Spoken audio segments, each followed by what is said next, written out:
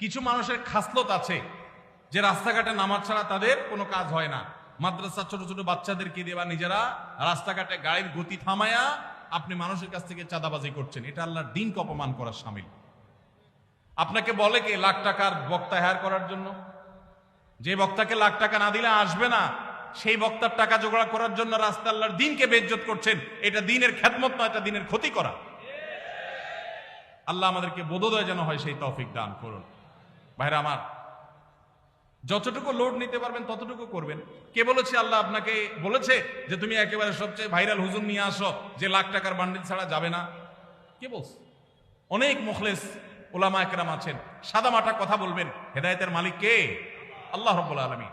আমাদের পূর্বসূরীদেরকে দেখবেন অনেক সহজ সরল কথা বলেছেন, হাজারো মানুষে হেদায়েত হয়ে গেছে। কত মায়ের পেছের কথা আমরা বলি, হেদায়েত মানুষের হয় না, জোয়ার হয়, হেদায়েত হয় না। আল্লাহ আমাদেরকে সেরকম মাহফিল করার তৌফিক নসিব করুন। আদর্শ মাহফিল করতে গিয়ে আল্লাহর দ্বীনকে কখনো বেইজ্জত করব না ইনশাআল্লাহ।